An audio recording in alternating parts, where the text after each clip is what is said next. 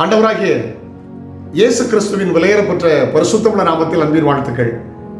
இந்த காலை வேளையில் உங்களை சந்திப்பதில் மகிழ்ச்சி அடைகிறது. இந்த நாள் உங்களுக்கு ஆசீர்வாதமாக இருக்கும். இந்த உலகத்தில் ஆசீர்வாதமாக இருப்பீங்க. முடிவுகளை பரலோகம் செல்லும்போது கிரீடம் வைத்து உங்களை கனம் பண்ணுகிற நல்ல நாட்களாய் மாறும். ஆமென். ஒரு ராஜாவுக்கு கிரீடம், ஒரு இளவரசிக்கு கிரீடம், அவங்க முடிசூட்டப்படுகிறது போல பரலோகத்தில் கிரீடங்கள் வைத்து அவன் நம்மை முடிசூட்டுகிறான். ஹல்லேலூயா. பைபிளில் நிறைய கிரீடத்தை குறித்து வாசிக்கிறோம். இந்த உலகத்தோடு முடிகிறதல்ல, ஒரு எதிர்காலம் உண்டு என்பதை மறந்து விடாதீர்கள். கிரீஸ் நாட்டின் சரித்திரத்தை கொடுத்து படித்து பார்த்தேன். ஒரு புத்தகத்தில் இப்படி நோட் பண்ணியிருந்தாங்க. கிரீஸ் நாட்டில் ஒரு பெரிய கோயிலுக்கு மேலே வருடத்துக்கு ஒரு முறை பெரிய ஓட்டப்பந்தயம் வைப்பார்கள். அந்த ஓட்டப்பந்தயத்தில் 2 சைடும் நல்ல பளிங்கு கற்களால் ஆன தூண்கள் இருக்கும். அதில் வெற்றி பெறுகிற ஒரு நபருடைய பெயர் அந்த பளிங்கு கற்கள் எழுதப்படும். வேற பெரிய பரிசு கொடுக்க மாட்டாங்க. அத்தியிலையினால ஒரு கிரீடம் வைத்து கனம் பண்ணுவார்கள். 1 வருடம் ப்ராக்டிஸ் பண்ணுவாங்க. 1 வருடம் ப்ராக்டிஸ் பண்ணி அதில் ஜெயிப்பாங்க. ஏன் தெரியுமா? பெயர் வரணும். வேற ஒரு லாபம் இல்லை. பாருங்க, ஒரு உலக பெயருக்காக 1 வருஷம் ப்ராக்டிஸ் பண்ணி உலகத்தை வெறுத்து, இச்சையை வெறுத்து, சாப்பாட்டை கண்ட்ரோல் பண்ணி நான் ஜெயிக்கணும், என் பேர் அங்கே வரணும், 4 பேர் இருந்தாலும் என் குடும்பம் தலைன்னு வரணும் என்று பிரயாசப்படுறாங்க. ஒலிம்பிக்கில் கூட அந்தந்த நாடுகள் நிறைய பரிசு தொகையை கோடிக்கணக்கில் அறிவிப்பாங்க. நாட்டுக்கு பெருமை பார்த்தீங்களா? ஆனால் கிரீஸில் அப்படி இல்லை. ஒரு அத்தி இலை, அதில் ஒரு கிரீடம், பெயர் வரும். கர்த்தருக்கு ஸ்தோத்திரம்.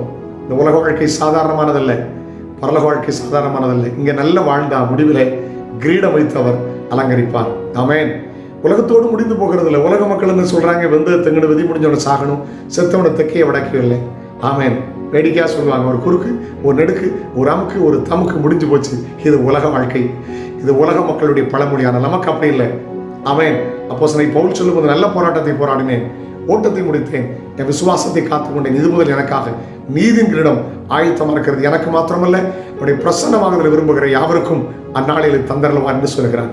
கிரீடமித்து அலங்கரிக்க போகிறார். பரலோகம் நிச்சயம். அந்த நிச்சயத்தோடு ஓடுங்கள். வாசிக்க கேட்கலாம். 1 கொரிந்தியர் 9:25. பந்தயத்துக்கு போராடுகிற யாவரும் எல்லாவற்றிலேயும் இச்சையடக்கமாயிருப்பார்கள். பந்தயத்துக்கு போற எல்லாரும் எல்லாத்திலையும் இச்சையடக்கமா இருப்பாங்க. அவர்கள் அழிவுள்ள கிரீடத்தை பெறும்படிக்கு அப்படி செய்கிறார்கள். ஒரு அத்தி இலை, ஒரு கல்லுல பெயர், ஒரு கொஞ்சம் பணம், அழிவுள்ள கிரீடத்தை பெறும்படி அப்படி செய்கிறாங்க. நாமோ அழிவில்லாத கிரீடத்தை பெறும்படிக்கு அப்படி செய்கிறோம். அழிவில்லாத கிரீடத்தை பெறும்படி அப்படி செய்கிறோம். ஹல்லேலூயா. ஆமென். ஸ்தோத்திரம். நிறைய கிரீடங்களை கர்த்தர் வச்சிருக்கிறார். பைபிள் அதை குறித்து வாசிக்கிறோம். கனம் பண்ண விரும்புகிறார். நல்ல வாழ்க்கை வாழுங்க. ஓட்டத்தை வெற்றியா முடிங்க. முடிவில் கிரீடம் தந்து உங்களை கனம் பண்ணுவார். நிச்சயடக்கத்தோடு வாழுங்கள். ஹல்லேலூயா. பைபிளை வாசிக்கிறோம். வெளிப்படுத்தலில் ஒருவனும் உன் கிரீடத்தை எடுத்துக்கொள்ளாதபடி உனக்குள்ளதை பற்றி கொண்டிரு. பரிசுத்தத்தை பற்றி கொண்டிருங்க, விசுவாசத்தை பற்றி கொண்டிருங்க, ஒழுக்கத்தை பற்றி கொண்டிருங்க, நற்கிரிகளை பற்றி கொண்டிருங்க. ஹல்லேலூயா. நல் வாழ்க்கை பற்றி கொண்டிருங்க. முடிவிலே ஆண்டவர் தருகிற கிரீடத்தை பெறுவீர்கள். ஹல்லேலூயா. கர்த்தர்களை ஆசீர்வதிப்பார். ஜெபிக்கலாமா? பரலோக பிதாவே, இம்மைக்காக மாத்திரமல்ல, எங்களுக்கு ஒரு பரலோகம் உண்டு, மறுமை உண்டு, நித்தியம் உண்டு. நீர் அதில் ஒரு நல்ல வாழ்க்கை தருவீர்கள் நம்பிக்கையோடு உடக்கிற பிதார். பிள்ளைகள் ஆசீர்வதியும். இயேசுவின் நாமத்தில் ஜெபம் கேளும் பிதாவே. ஆமென். நாளை உங்களை சந்திக்கிறேன். அதுவும் நானுடைய கிருபைகளை தாங்குவதாக. God bless you. Have a nice day.